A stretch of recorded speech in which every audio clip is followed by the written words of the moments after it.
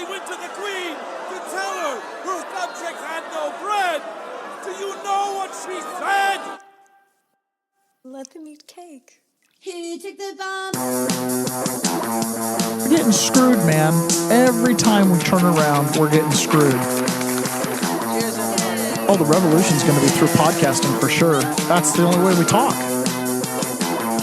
It's the little guys that take the brunt of everything. It's got to stop. Peasants, man. We're just peasants. Every one of us. You watch those old movies, you see the peasants in the background with the kings and queens walking around. We're those people. We're those people.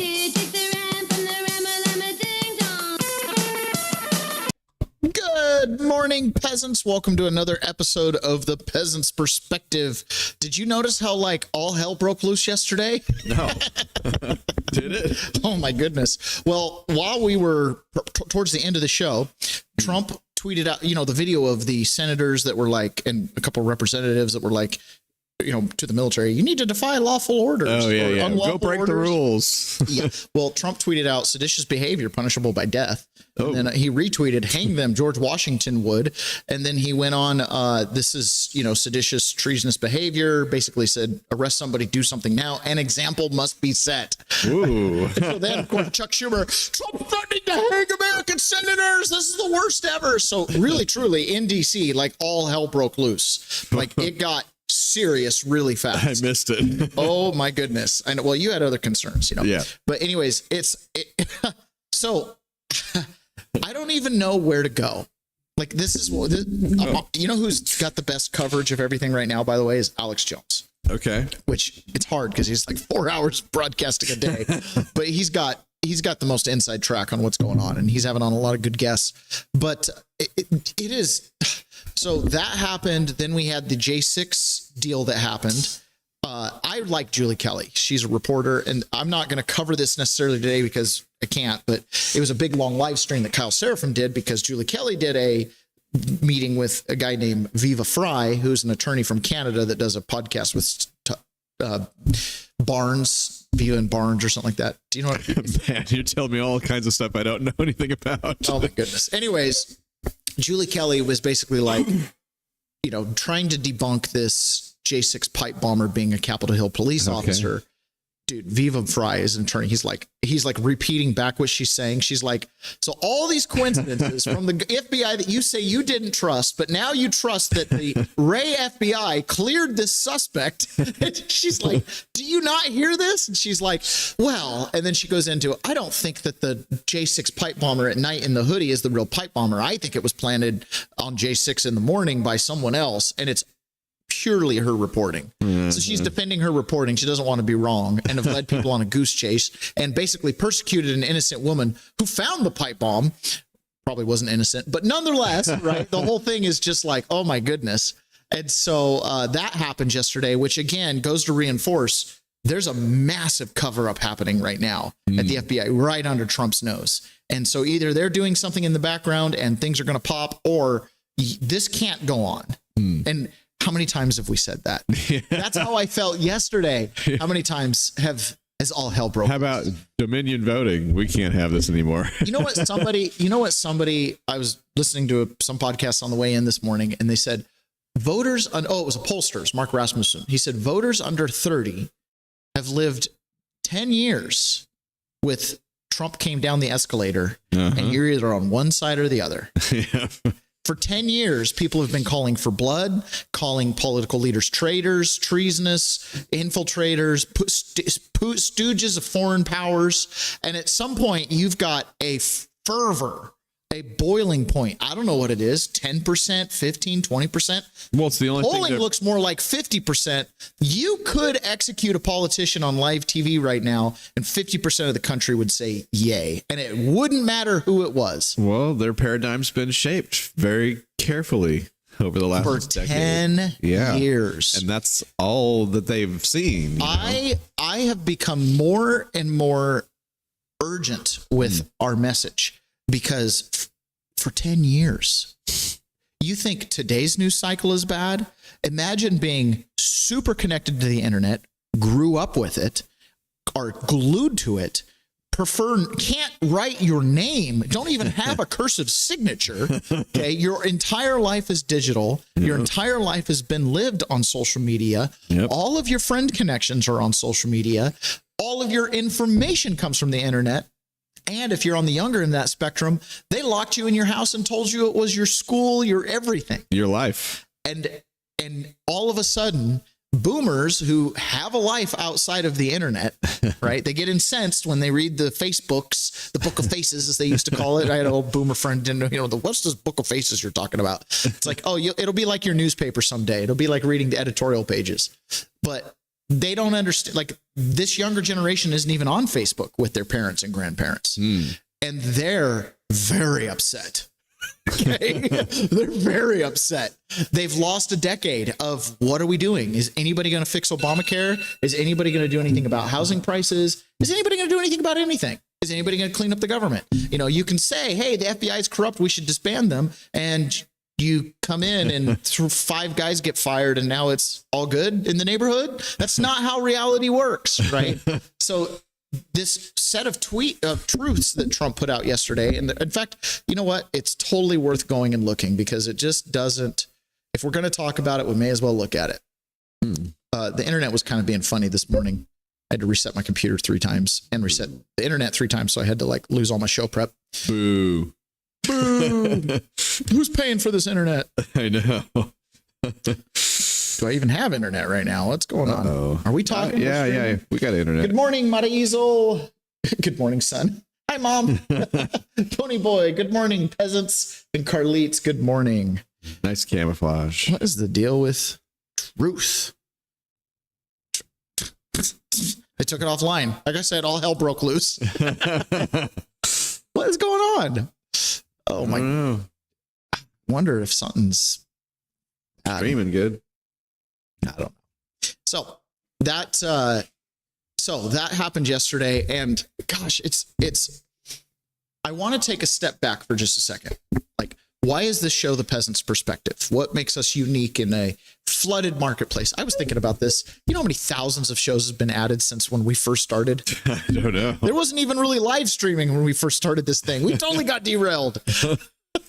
But anyways, why the peasants, right? It's because it doesn't matter what political party's in charge. For the most part, we just have to live here, right? You've lived in this county most of your entire adult life. This has always been home to you, right?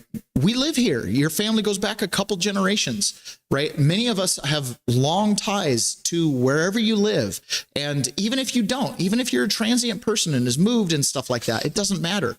You still have to live here. Right? Even if you work for the government, the likelihood of you being the 4 or 5-star general that can make decisions, or being in the executive branch of some cabinet member that has low chance to 0, right? I don't believe we have any billionaire listeners. Okay.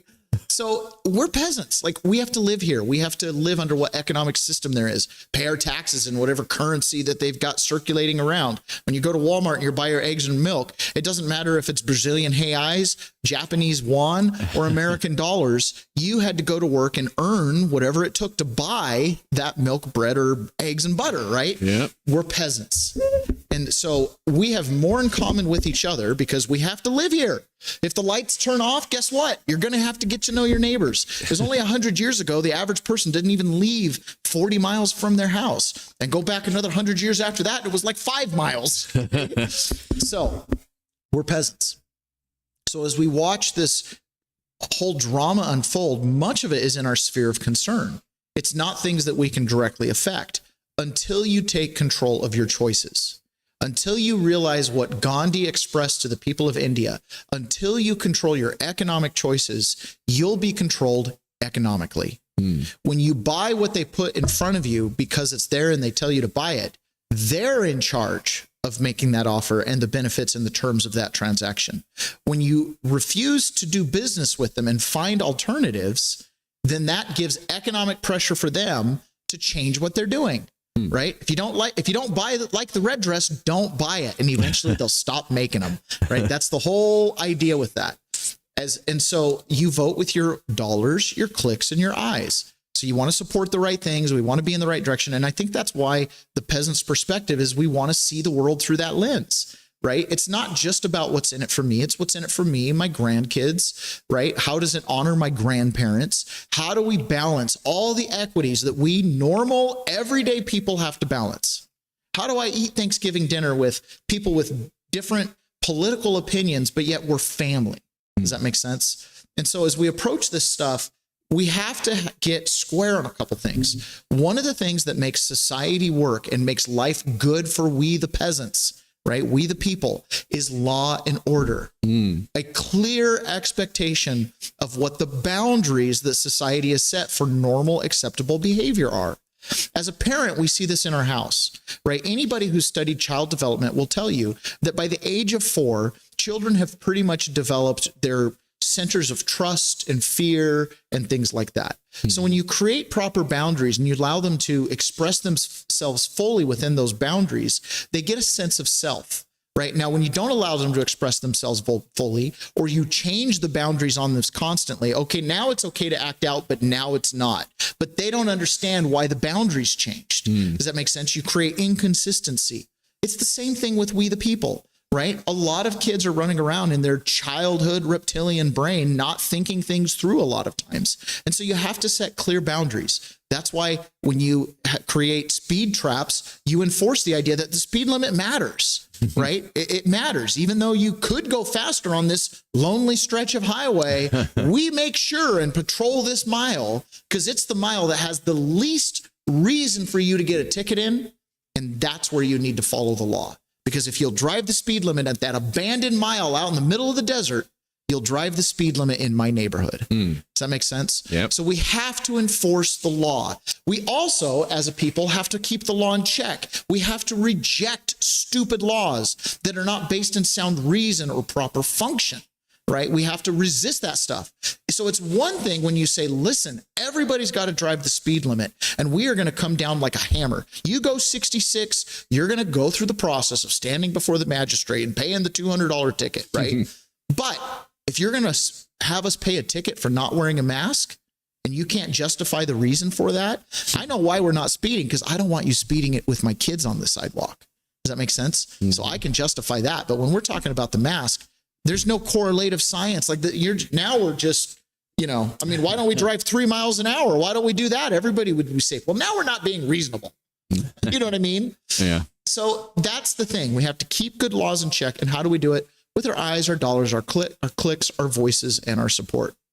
So as we jump in the show today, keep in mind all of that that's going on. And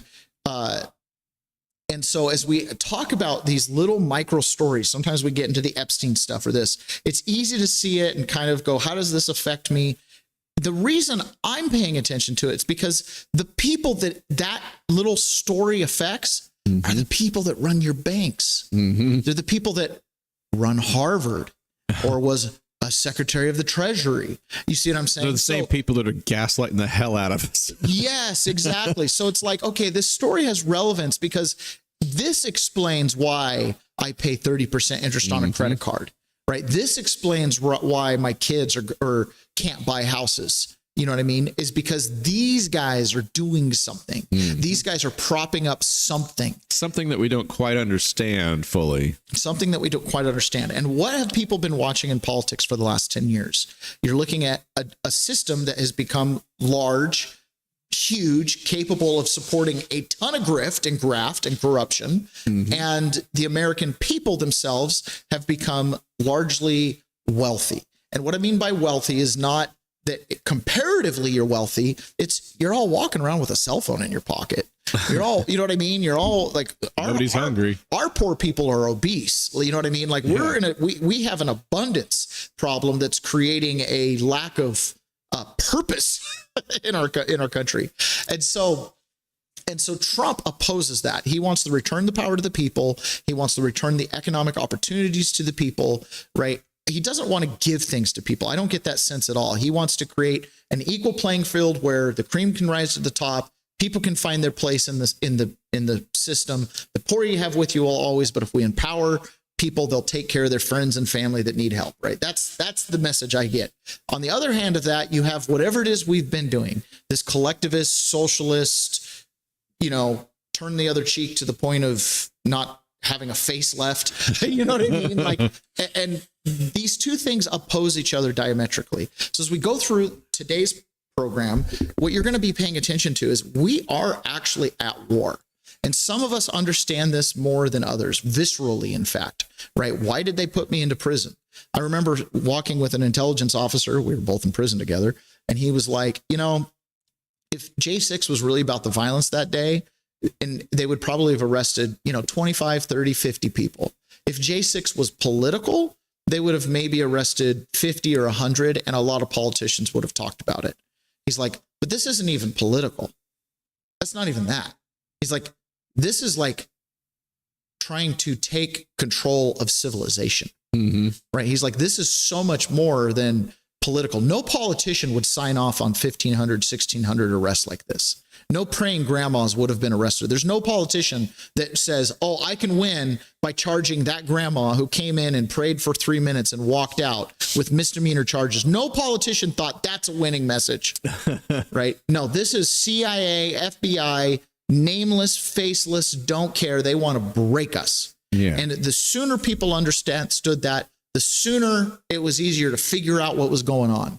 We are actually at war. So here's Eric Trump talking about Trump's plan economically, and not just Trump's plan, but the difference between their side of how things are done versus the conservative side of how things are done. And there's no better example of how conservatives can maximize the state's economy than Florida.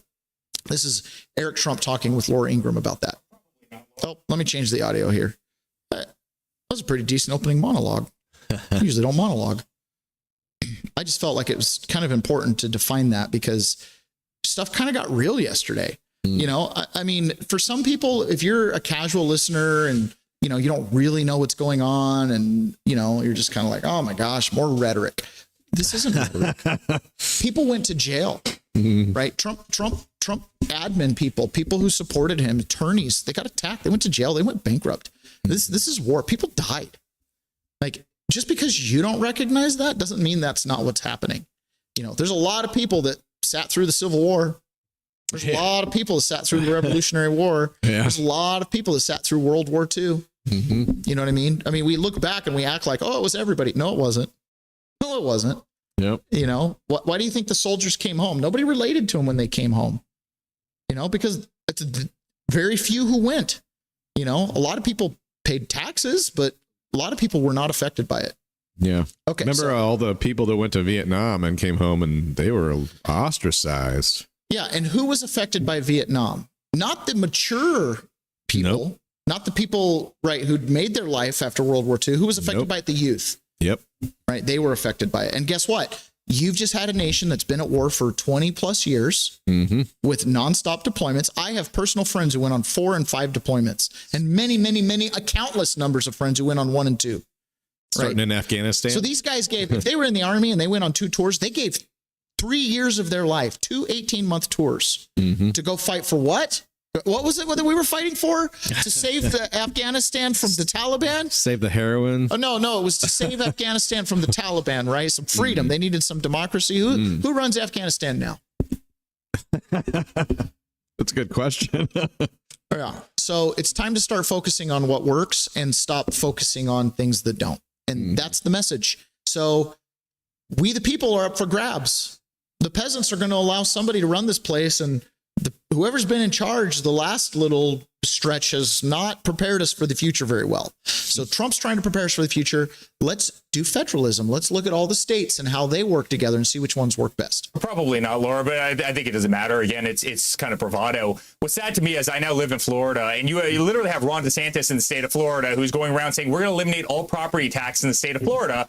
You know why? Because they're so flush with money based on the fact that you've had so many people from New York and other transplants, Jersey, etc., move down to Florida. Their budget is so flush with cash that they're able to literally eliminate all people's property tax that are domiciled in the state of Florida, all on the backs of what otherwise would have gone to a great state. And so he needs to be doing the exact opposite thing. New York needs to be cutting taxes. They need to make the most business-friendly environment anywhere in the world. They should embrace capitalism. They should have the safest streets. They should have the cleanest streets. And they should let, great companies, no one could compete against New York if you just let politicians get out of the way. Instead, he wants to do these experiments where they nationalize grocery stores and they do community policing and they get rid of the NYPD. We all have seen this story before. We've seen this story in Chicago. We've seen this story in Seattle. We saw the story in Minneapolis. We know how it's going to go. And it'd be a shame because New York is the greatest city anywhere in the world. Eric, I got buffering issues. Yeah. I think I don't know if it's local to us or I don't think there, so. but I've been having internet issues in here all morning, and I honestly couldn't tell if it was my computer. I did the whole, close everything. And it's like, I don't know. All right. So, right. In New York, Mondani, he did this interview yesterday and one of his campaign promises was he was going to make buses free in New York. And this is very expensive. It's not cheap to make buses free. And so he wants to raise the corporate tax rate in order to do that. So he's being interviewed and being asked. Now, compare what you've got going down in Florida, where because they have good business sense and they're attracting businesses and they're creating a lot of business revenue, sales tax revenue, there's all kinds of revenues that get created by the velocity of money, to where they're like, hey, we're looking at our budget. We might be able to strike out homeowner property taxes. Businesses will still pay property taxes. If you've got a rental property, it'll still pay property taxes. But your homestead, the house you live in, they could eliminate that property tax line. So you can actually own your land. That is like, oh my gosh, that's going back to the way this country was founded. That was the whole idea, right?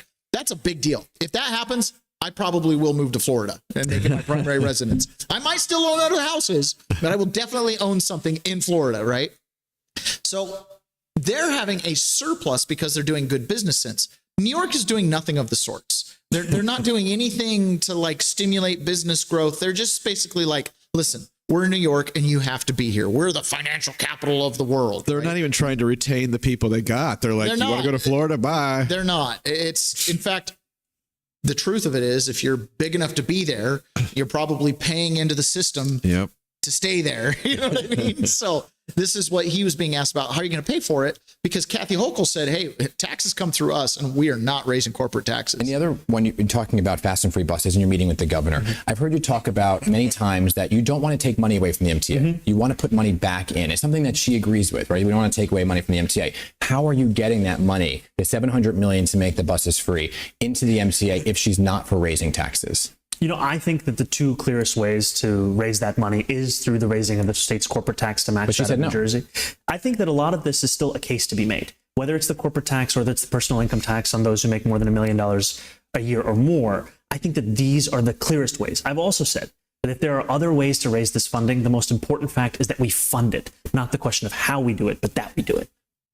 And the other. So it doesn't matter how we pay for it, it's just that we pay for it. So whether it's through the tax of inflation or whether it's through a tax on, your falafels, we're going to pay for it. Ron, is there anything free in life? Well, I mean, I was thinking about going to Hawaii. I don't know how I'm going to pay for it, but we're going to pay for it. What matters that it's paid for, right? That to me, jeez, so dumb. This is what we are faced with in this country. Okay. It doesn't matter how you pay for it, but the buses will be free. They'll be fast too. Fast and free. I'm saying you've gotten to this point. I heard a pollster say, he was being asked about polling on different things. And he says, unfortunately for you, he says, anybody under the age of 40 does not believe that they owe into Social Security. He does not believe they owe into any of this stuff. And they would just assume the markets crash, go completely belly up and start over. There's no allegiance to it. What boomers are holding on to, they don't realize that they're now part of the elite landowners. They don't realize that. They do not comprehend this. The young people don't care. If the average age of home buyers is 59 and the first time home buyer waits till 40, they don't care. It doesn't matter who pays for it. Get me a house. The buses will be free. The buses will be free. So either somebody's going to pay. The United States runs like a corporation. Okay. The way the corporation runs right now is it gets all of its revenue from its own employees. It's internal. Okay. Trump's trying to change it around. He's trying to turn it into a sales tax model, a Florida model where the land is free. You don't have to pay rent to be here, but they charge sales tax to the countries to buy our goods, right? Okay. He's trying to change the sourcing of revenue. The buses will be free, Ron. Okay. The buses will be free. And the sooner we recognize there's some things in life that the buses will be free, right? Medical coverage, guess what? Obamacare, 20 plus years, medical coverage will be free. One way or another, it will be free. You're either going to make me neutral in how I pay for it by making my wages sufficient that I can pay, right? Which means figure out a way to guarantee I get good wages. Lock in some tariffs, change the medium income, or force insurance companies to cover me, but insurance will be free. We're just edging our way to socialism. Yeah. So it doesn't matter how it gets paid for. It matters that it's free. That's we the people talking, right? Now, I'm not saying it has to be free. I don't advocate for everything being free because there's nothing free, but it better feel free. Okay. That is the reality. Now, on the other end, people who care about policy and care about, the intricacies of the details of how a thing is paid for, you got some choices to make, and it's going to get pretty serious. So you have to look at this stuff with clear eyes. The City Journal today from Minnesota, the largest funder of Al-Shabaab is the Minnesota taxpayer. Now, you might be wondering, who's Al-Shabaab? Oh, I don't know, a terrorist organization from Somalia. Minnesota is drowning in fraud. Billions in taxpayer dollars have been stolen during the administration of Governor Tim Walz alone. Democratic state officials overseeing one of the most generous welfare regimes in the country are asleep at the switch, and the media, duty-bound by progressive pieties, refuse to connect the dots. In many cases, the fraud has allegedly been perpetrated by members of Minnesota's sizable Somali community. Federal counterterrorism sources confirm that millions of dollars in stolen funds have been sent back to Somalia, where they ultimately landed in the hands of terror group Al-Shabaab. One confidential source put it, the largest funder of Al-Shabaab is the Minnesota taxpayer. And you want me to pay for buses? Is Somalia next to Nigeria? It's over there, the Horn of Africa. Yeah. It's a bad neighborhood, I've heard. They must know the same scams, the Nigerian. But do you understand why younger generations who are aware of this are like, yeah, the buses will be free? If you've got money for gender studies in Pakistan, if you've got monies for Al-Shabaab in Somalia, right, the buses will be free. Our investigation shows what happens when tribal mindset meets a bleeding heart, bureaucracy, when imported clan loyalties collide with a political class too timid to offend, and when accusations of racism are cynically deployed to shield criminal behavior. The predictable result is graft, with taxpayers left to foot the bill. Now, we're going to come back to that in a second. I want to play, where'd it go? This is a little out of order. I feel inspired to play it right now at this point. Okay, so this is the Florida congresswoman who was indicted on stealing $5 million in campaign contributions. Now, keep in mind what it just said there, how the Somali community basically deflects responsibility by claiming racism and all that kind of stuff. Well, I mean, they've got some good examples. This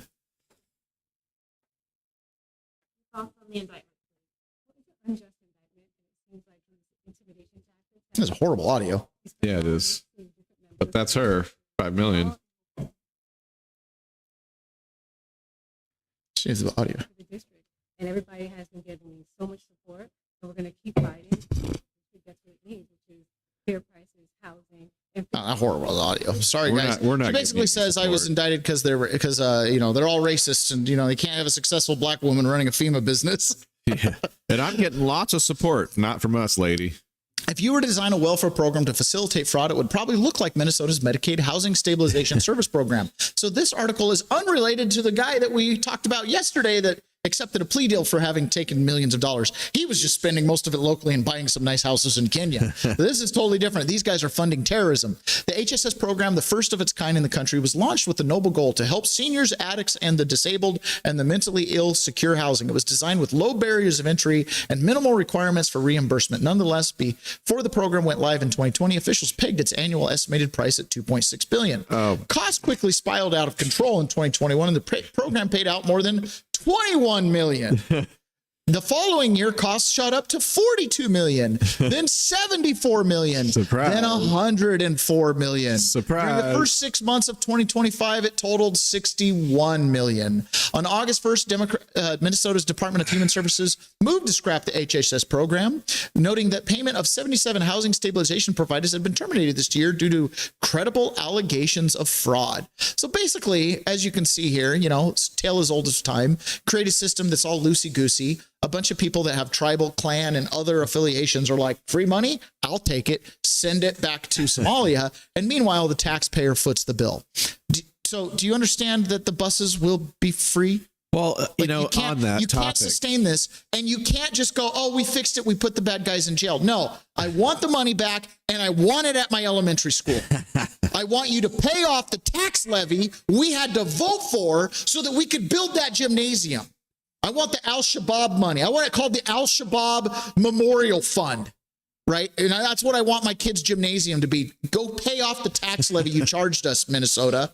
That's what the peasants should be screaming. The buses will be free. You've already paid for it 10,000 times over there. What if we can't afford either one? Then the buses will be free. Okay. Because if we can't afford either one, then give us the keys. And give us the keys to the oil mines. And we run them anyways. Ask Pony Boy. Right? He could put together a couple people. If they had the land rights, I'm sure they could figure out how to get the oil out of the ground. I'm sure he's got a cell phone of a guy at the refinery he could call and say, hey, does everybody on shift this morning know what they're supposed to be doing? Okay. If the CEO doesn't show up to work today, do you think we'll get by? This is how French revolutions are born. This is how Bolshevik takeovers happen.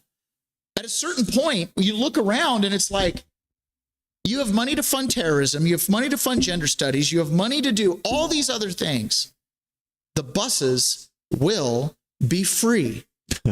Okay. I'm not advocating for free buses. I'm trying to tell you, and possibly maybe someone listening that's involved in politics, you got to see the writing on the wall. You've had 10 years of this bifurcated zero-sum game. Someone's got to win and someone has to lose. Mm-hmm. And we're tired of losing. Yeah, some people say that. Now, J.D. Vance, again, emphasizing this point, J.D. Vance made it very clear. The Trump administration understands who we're actually fighting, and they understand this is the internet being really barfy. What's going on? It's been doing this all morning. Is this why we're buffering, you think? I don't know. There's a comment about YouTube and X are fine. Looks like the signal on Rumble is the issue. But I'm not on Rumble. I don't know.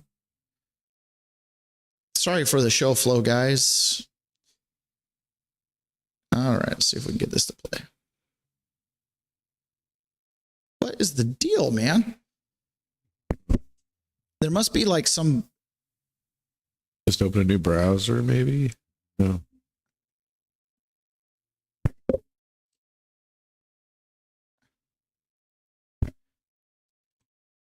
Please, I'm asking so nicely. Just any one of these play. I literally have 3 of these videos pulled up right here. Any one of them play, please, please, please. Huh. It was important. We'll cut this out in editing that we don't do. Yeah.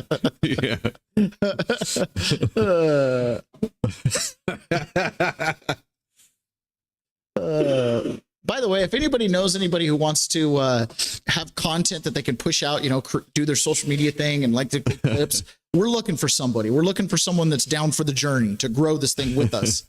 So we need clips. We need all kinds of... Somebody wants to go renegade and just start making them. I don't know if that will complain too much. No, we won't. We need some kind of social media manager.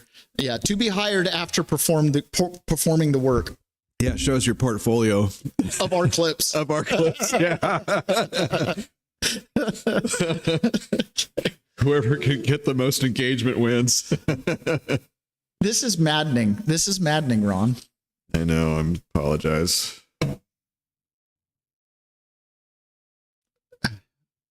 I'm afraid to stop the stream.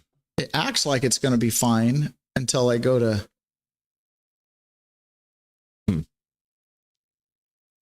Why will it not let me play the video? What is the dealio here? I don't know. I don't just want to just move on to another video, because this is like was a key video to set my stage, man. I gotta have a... We need to get you a new computer, maybe, because it looks like our internet is kicking A. It could be my computer. I went to go when I was in Utah. I was trying to figure out how to rip videos because I didn't record it, and so I couldn't upload it for the audio and everything. And I went to go download a video ripper, like a YouTube ripper, and it immediately put viruses on my computer. Oh. Like, I literally clicked like download now, and it was like, you're infected with 13 viruses. Pay for McAfee or Norton antivirus software. I was like, oh yeah, I got the, you have a virus, pay for antivirus virus, Which, by the way, I never could get the video downloaded there. I had to pay like $60 for a whole real program. Couldn't find any reliable free video rippers. Okay. All right. Well, JD Vance, we need to hear this. I don't know how else to, like, back in the old days when we used to record and then upload, I'd just hit pause right here and spend 10 minutes fixing it. And then I'd pretend like I never stopped talking. Come on, man. It's right there. It's just like I can't control the click. Can't control the click. Well, we had an inmate that hated all right, let's see if a different video will play. If it's maybe just, there was another video of Barack Obama that's actually what started all of my issues, and it wouldn't let me pull the clip. I finally got it, but I had to turn my computer off twice. And every time I'd scroll down and get to that clip and I'd click on the copy link, it like did this. It did just what you were seeing there. It just went numb. Whoa. So anything inside. But I can tell you, in Aliens, when Sigourney Weaver fights her way through everything and she gets to the nest, The queen bee. Yeah, Venezuela is the queen bee. You might say Cuba's like the frontal lobe of the queen bee. Cuba was the teacher, but Venezuela is a Fidel Castro creation. So Venezuelan cartel is really the granddaddy cartel. The other cartels we're fighting, like the guys from Mexico, they're just the junior partners to the Venezuelan cartel. So of course we have to hit the nest first, the queen bee first. We have to hit them first. Perfect analogy. Continue. Well, Marco Rubio, they're designating the main cartel as a terrorist group, and Maduro is the head. That's the final piece before the invasion. Well, I'm not going to comment on invasion or not. I think on what their plans are, I can say I think it's the most important. And I'm like you, I'm not a regime change guy. I'm a Milton Friedman, war is bad kind of guy. This is the most necessary war since the revolution and probably the Civil War. This is Venezuela committed not just an act of war. okay. Whoa. All right. So that is important. Younger Steve Bannon. Huh? Is that a younger Steve Bannon? That was Patrick Byrne. Oh, sorry, dude. I was just looking at the hair. Okay, here we go. Let's see if we can get this.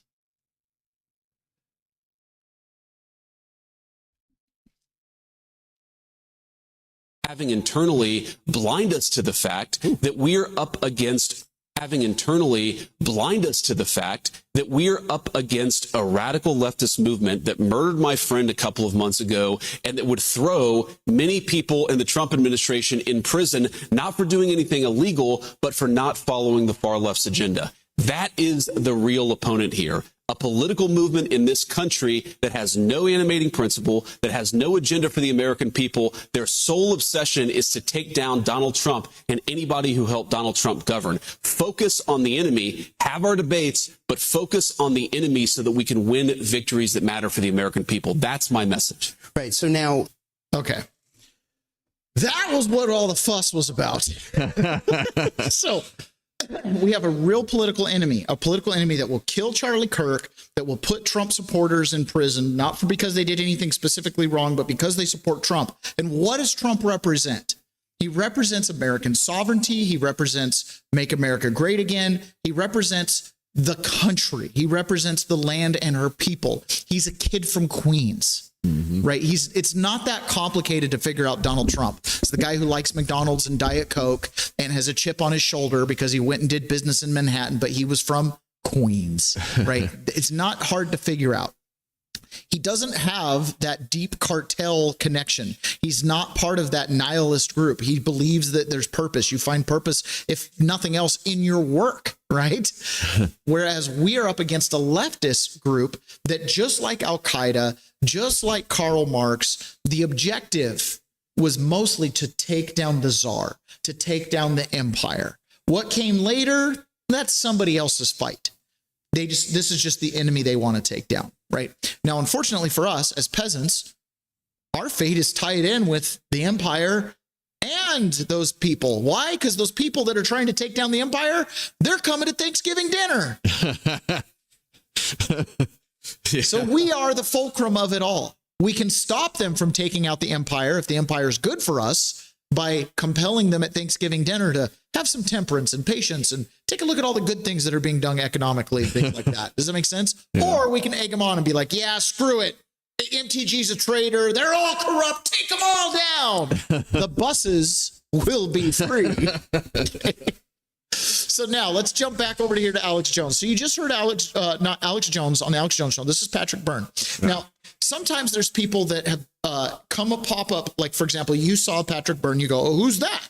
And you just thought it was Steve Bannon. I was like, wow, you got a haircut. Yes. So when you don't know these people, sometimes you just have a glimpse here or there, and where are they coming from? And when you start talking Alex Jones, there's like, am I watching a psyop? I've actually kind of determined Alex Jones show is in fact the anti-psyop, which is why they wanted to take him out so bad. So anyways, Patrick Byrne was the Overstock.com CEO. He's been a billionaire guy for a long time. He's good friends with Warren Buffett. Warren Buffett is his godfather, actually. He's very tied in. He's worked with the federal government for multiple different things. He helped solve a murder when he was younger of a friend who got killed. He was tasked by the Obama DOJ to give Hillary Clinton a bribe, to stage a bribe, so that they could hold that, make sure she didn't do anything with Obamacare. Because remember, Obama gets $2.5 million in royalties every year from Obamacare. They can't get rid of that. He was involved with the Maria Butina thing, the Russiagate scandal, all over it. He saw what was happening, kind of became a whistleblower, had to flee the country for a while. He's depleted his entire $1 billion fortune, paying for all these legal defenses and all these research projects and chasing people all around the world and trying to figure out Dominion voting machines and all that kind of stuff. This is a guy who can actually read code, right? And he's got an eidetic. He's got a what's it called? A photographic memory. Mm-hmm. So when this guy's talking, it's a take it to the bank kind of thing. This guy's a transcriber. Like, he wrote a book about an event that happened and wrote it down, and somebody had recorded it, and his writing was accurate. He has an idea, like he has one of those memories. So when he's speaking, you've got to kind of pay attention, because he understands kind of all the divergent stuff, but he also is in these circles like World Economic Forum and stuff like that. That he just goes, you just pay his membership due, and you get to be in it. So he knows a lot of the people that are at the center of these conspiracies. And like, for example, when it comes to Warren Buffett, he's like, listen, like Warren Buffett, he invested in trains. So he's going to do things that are good for trains. So he doesn't like pipelines because he wants oil to go on trains. It's not hard to figure out. Okay, so here he is talking about this Venezuela situation. We are up against a leftist enemy. When we talk about the left and we're talking nation states, what are we talking about? Cuba, China, Russia, Brazil is definitely leaning far left. Europe is like moderate left. Brazil's like a little bit more than moderate left.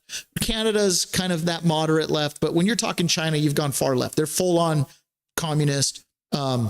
Russia, I wouldn't consider far left. Venezuela, Ecuador, the communist socialist nation states. So they are at war with the West and with freedom in general, if you want to put it in those terms. And it really is a big deal because they've been stealing elections. Penetrated where we know of at least 20 spies, Cuban, Venezuelan spies in the government.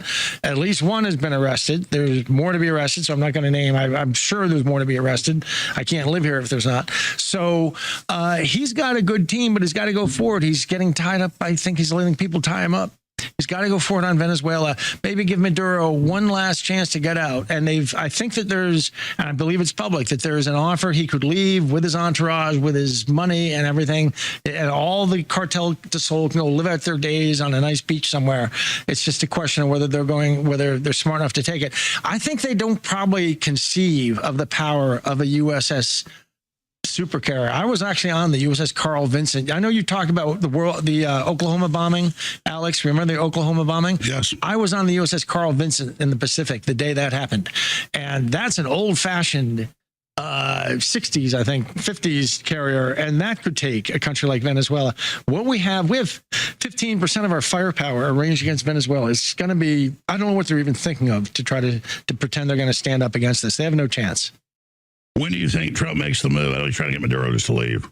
I think his patience is running out, and I'll note a public fact that when he declared the other day Cartel del Solis, a narco-terrorist. And him as the head of it, that's the green light. You know what day that goes public? That one day that goes active? He actually gave there's a date that was not live yet. It goes live a certain day. Do you know what day? The 24th, Monday. Until Monday, everything's everything. On Monday, it becomes legal under U.S. law for Trump to take out just like it's a nation state, to take out cartel. That becomes active on Monday. Did you know that's post-dated? It's like a post-dated check. I remember seeing it on the letter, but I didn't pay attention to that. It's Monday. So they actually have until Monday to get out. But on Monday, he can legally start bombing under U.S. law. And, he can do all this stuff about declaring war. After Vietnam, that was settled. He can do things for 90 days, and then all he owes is an explanation. And this is going to be over in a lot shorter than 90 days. I'm in touch with a lot of people in Venezuela. They were definitely trying to set up an insurgency, a Saddam Hussein insurgency, but they're having problems. They're so penetrated. So many of the people, the cartel thinks are on their side, are no longer on their side. They're out of their mind if they think they can stand and fight. And then how does that tie into Scheinbaum and the revolution in Mexico? Well, Scheinbaum was placed by the Venezuelan cartel. She's another globalist. She was placed there. The Venezuelan cartel corrupted the elections of Colombia, of Mexico, the guy, there's a cartel figure. I think we walked through this video once. There's a cartel figure when they started questioning the cartel election last July in Venezuela. A bunch of Latin American states to say we don't want to recognize it. A leading cartel figure went on the air and said, "Oh, you want to talk about our election? Let's talk about some other elections. Why don't you send me the election records from Colombia? Why don't you send me the election records from Brazil? Or how about the election records from Chicago?" Or other, he started naming these states. What he was saying was, I rigged all.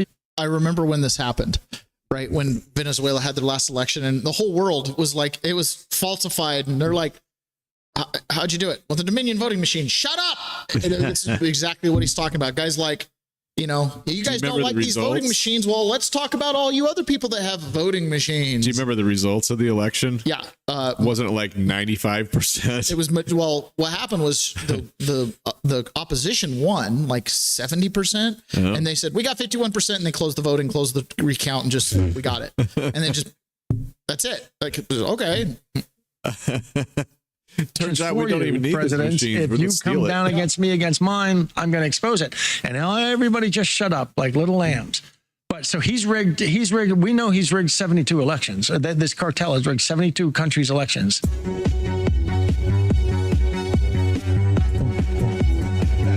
We have a sale going until Friday. I think bomb. He's got another 2 minutes of ads on his clips. They're like in bad money straits. Okay, so I finally got True Social working. Oh.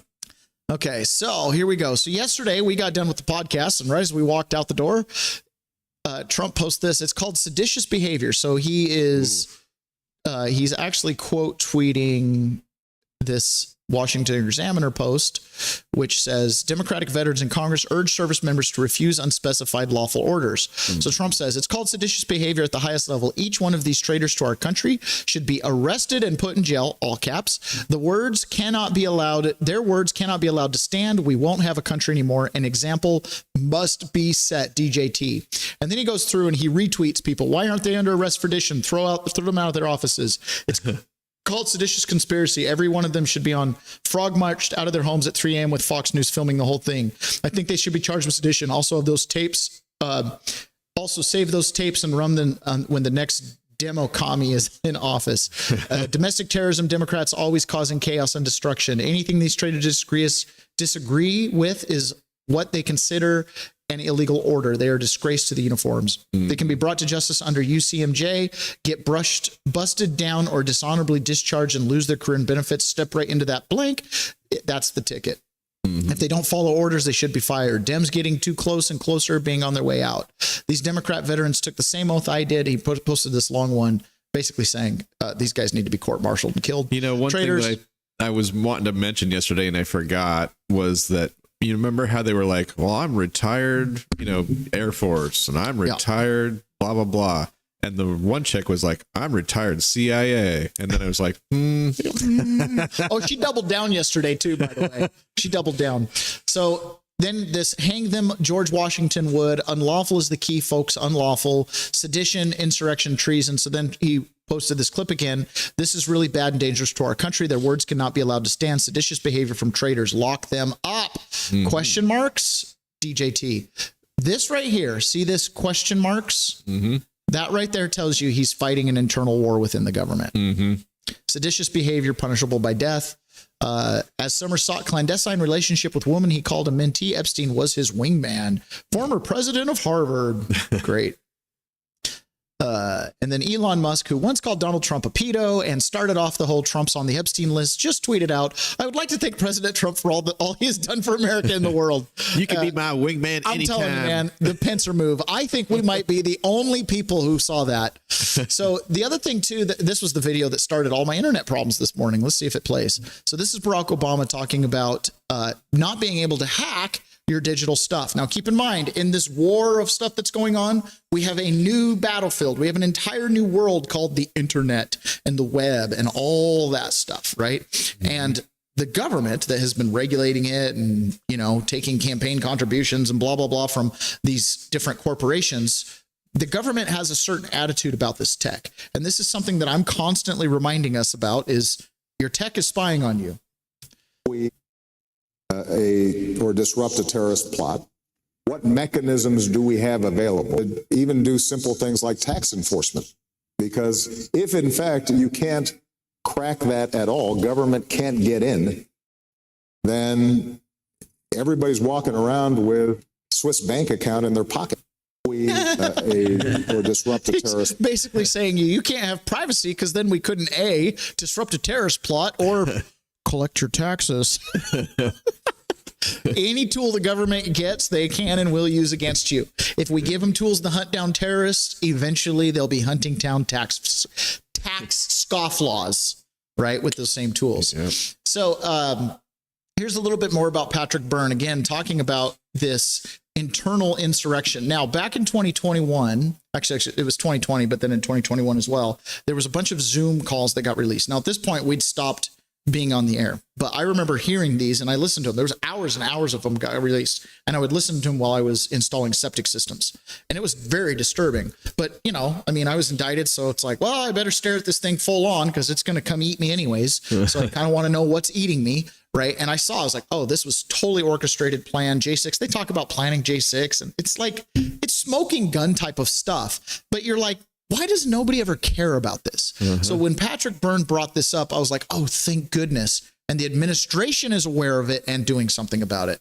We have films. I've mentioned this briefly before, but we have in 2020, there were all kinds of Zoom calls being held in our country between typical Zoom calls. I have, say, 400 Antifa and BLM chapter leaders and activist cell leaders, and about 30 people from the federal government. There were people inside the federal government talking and teaching. And I think I may have sent a picture or two. Oh yeah, some pictures of what these Zoom calls look like. I just sent them in later. And it's federal people inside the Department of Labor, inside Department of Agriculture, inside State Department, teaching Antifa and BLM how to run the color revolution. And occasionally... That's huge. You guys pull that up. Occasionally, these kinds of calls, a guide for federal workers, democracy defense, October 28th. This was how when Trump tries to run a coup, they had already decided he was going to run a coup in 2020. This is how we're going to have our color revolution. This is the Podesta plan. They said if he wins, we say it's illegitimate. He's a dictator. Correct. We secede, have violence. And when he was about to win this time, they said we're going with the Podesta plan, and now they're doing it. So the Podesta plan was basically what you're seeing, the J6 takeover. Just assume power, create the office of the vice president-elect, declare yourself the winner, and never back down. And just literally walk in the doors on January 20th. And that's basically what they did. The other thing, too, is let's talk about the FBI. Again, we're got like Patrick Byrne hour right now. But Patrick Byrne was on a different show, and he's talking about the different show in the InfoWars newsroom. We should get a newsroom. We should have the Peasants. Why don't we do that? Anybody local want to come host daytime cat video show or something? Okay, so he's on here and he's talking about kind of the real true purpose and function of the FBI. And again, this is part of the problem too. It's because they're involved along with the CIA in all of this covert action. They've been running a lot of these little paramilitary groups, Antifa, Proud Boys, and others. They play them like marionettes. Look on the FBI website. We think of the FBI as fighting kidnapping and bank robbers and such. That's actually priority number 3. If you see on their website, priority number 1 is stopping weapons of mass destruction. Priority number 2 is addressing counterespionage, right? Counterintelligence, counterespionage, subversion, and foreign spies and traitors within our own country. That and number 3 is like getting bank robbers and kidnappers. The part of the FBI that does that is that I think they actually call it the dark FBI and the light FBI, or maybe the white and the black, but it's like black and a black ops type. I think like about 2/3 of the FBI is actually that underwater part and that's the men in black. We know that during 2020 there were, and not 2019, there were Zoom calls, but they would have a typical Zoom call, say 400 Antifa and BLM protest chapter leaders, cell leaders, and 30 feds, 30 active federal employees on the call, lawyers within the Department of Labor, hardcore lefties giving instructions on how to run the color revolution. Right. This isn't, I've never actually, not even with Alex, made this public, but within the government, there are 1,000 people today who during that era, they were taking part in those, their LinkedIns and profiles all still show they're scattered through the government. Question mark. Yeah. Arrest somebody. Question mark. Yeah. Huh. When the people that need to do the arresting are the ones that need to be arrested, it gets a little hairy, doesn't it? So again, we find ourselves at another situation where bluster, whine. Todd Blanche got on TV. Oh, we can't let this stand. This is Mike Davis saying the same thing. We'll see. Is not a guy who runs around with hair on fire. Yeah. He was very mad last night. Yeah. Right. This can't be allowed to stand, particularly when you have troops in the field.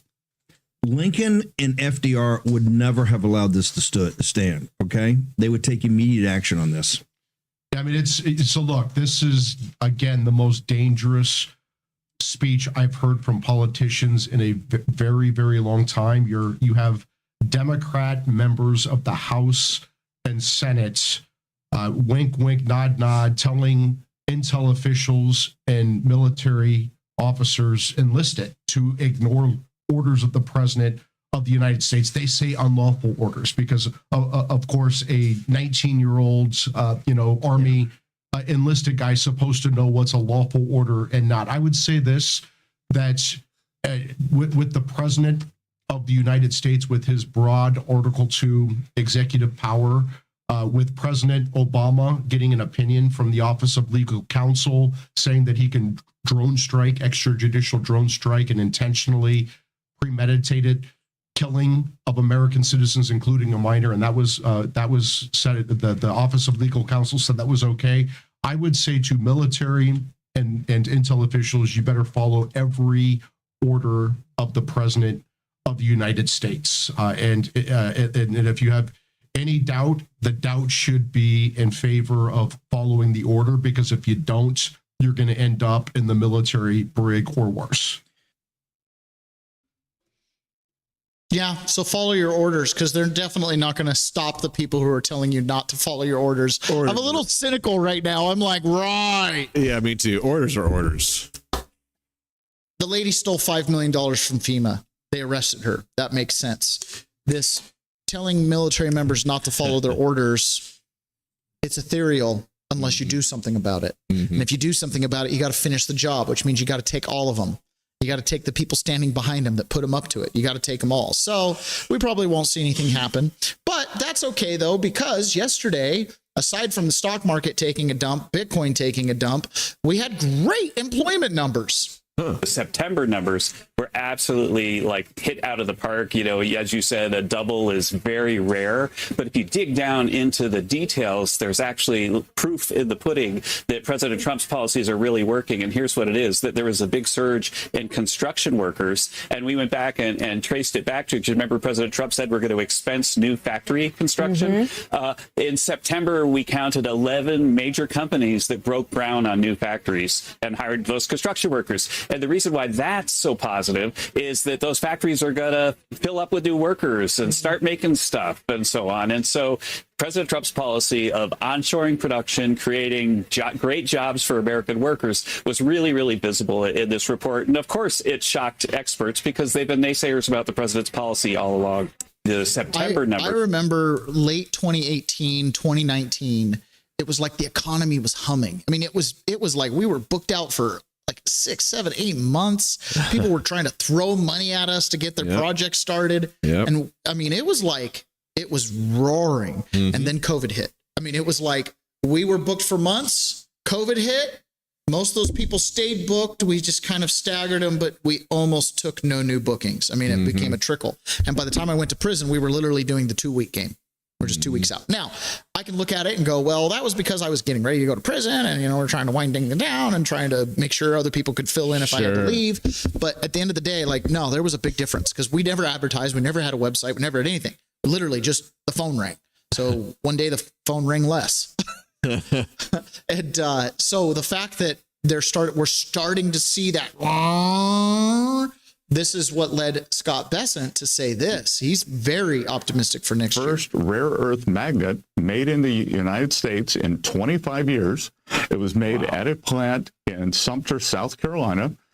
800 construction jobs, 300 factory jobs, and the plant manager said that they could be going up to 3,000 jobs. And Laura, the great story there is many of those were laid off Caterpillar workers.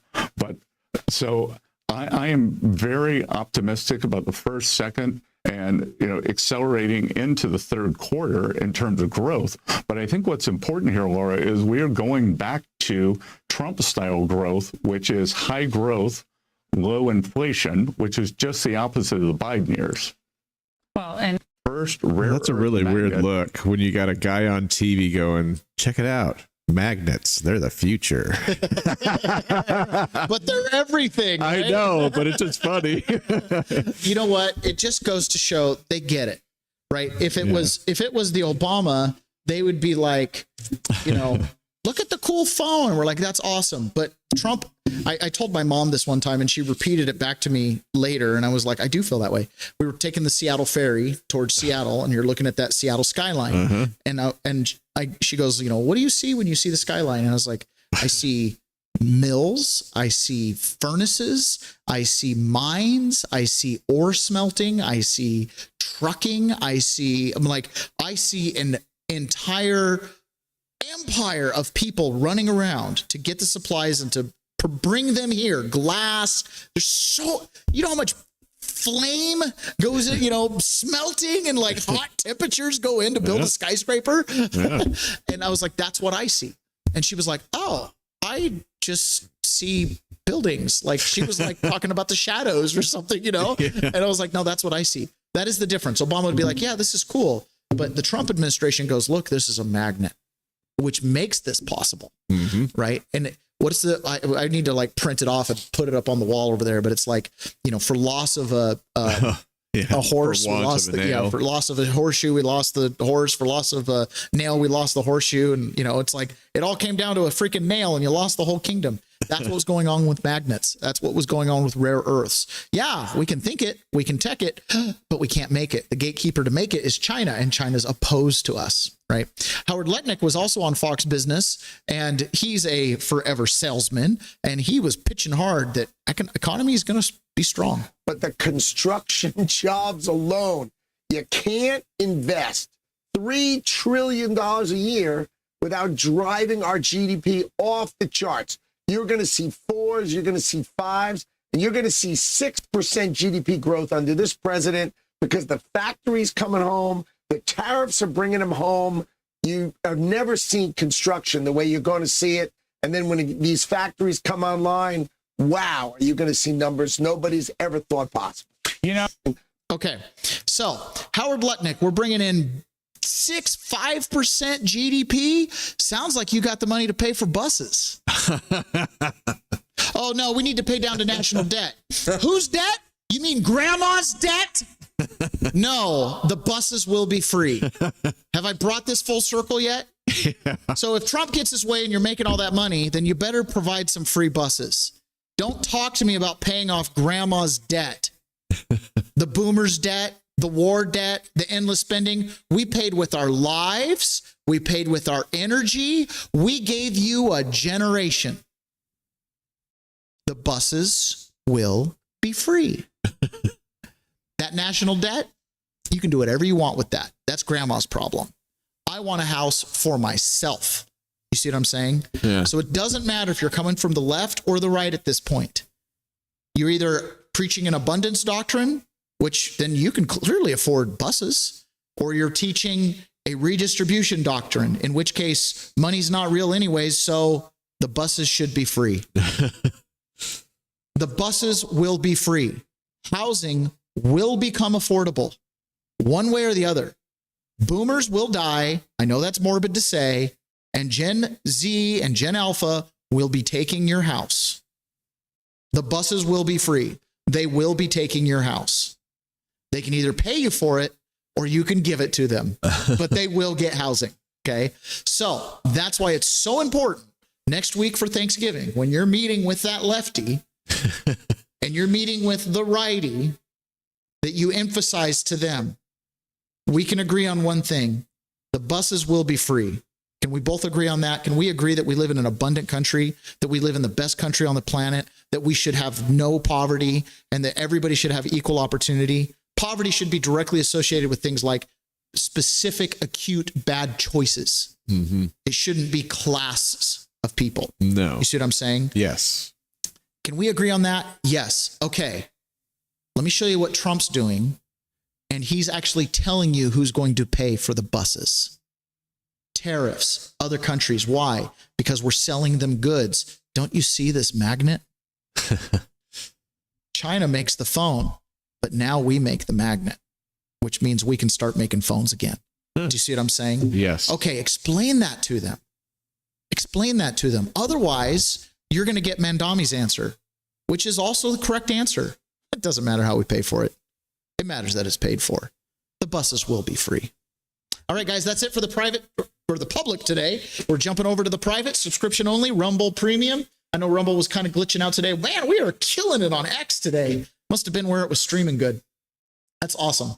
Most of our viewers came on X today. That's cool. Welcome, X viewers. You should subscribe to Rumble. Okay, we're going to be jumping over to private, and we'll be talking about a little bit of Epstein stuff, a little more Treasury stuff, and got a good clip from Jesse Waters here. All right, talk to you guys in a second, Unoffendables. The rest of you.